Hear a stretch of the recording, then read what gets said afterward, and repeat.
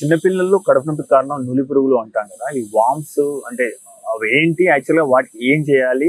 వాటి లక్షణాలు ఏ రకంగా ఉంటాయి యాక్చువల్‌గా? నులి పురుగుల గురించి మన కంట్రీ సెంట్రల్ గవర్నమెంటే ఒక ఇంపార్టెంట్ డైరెక్టివ్ ఇచ్చింది.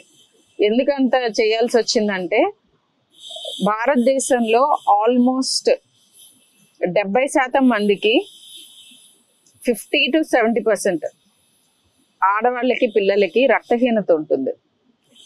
అండ్ ఇన్వెస్టిగేట్ చేసినప్పుడు తెలిసింది ఏంటంటే చాలా మంది పిల్లల్లో ఈ రక్తహీనత పొట్టలో ఉన్న నులి పురుగుల మూలాన కూడా జరుగుతోంది.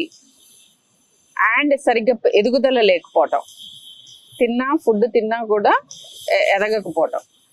ఈ నులి పురుగుల గురించి నేషనల్ ప్రోగ్రామ్ ఉంది. అన్ని స్కూల్స్లోనూ ఆల్బెండజోల్ ఇస్తూ ఉంటారు, ఆ మెడిసిన్ ఇస్తారు. నులి పురుగుల మందు, నట్టల మందు లేదా పాముల మందు అంటారు. సో ఆ మందు ఎవ్రీ ఇయర్ తీసుకోవాలి. ఇండియాలో పెరుగుతున్న పిల్లలందరికీ 15 years వచ్చే వరకు 2 ఏళ్ళ నిండిన వాళ్ళు, 2 ఏళ్ల తర్వాత ఏంటంటే ఇంటి బయటకు వెళ్ళిపోయి అన్ని చోట్ల ఆడుకుంటారు, చేతులు పెడతారు. జనరల్గా కమ్యూనిటీ ఎక్స్పోజర్ ఎక్కువ అవుతుంది. 2 ఏళ్ల నుంచి మా దగ్గరికి వచ్చే పేషెంట్స్ అందరికీ ఎవ్రీ 6 months నులి పురుగుల మందు తీసుకోమని చెప్తాం.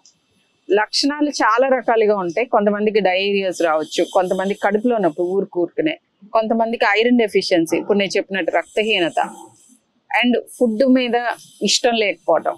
ఇంకొక వెరీ ఇంట్రెస్టింగ్ థింగ్, బలపాలు, మట్టి, గోడ మీద పెయింట్ ఇవన్నీ గీక్కొని తింటాం, ఇట్లా చేస్తూ ఉంటారు పిల్లలు.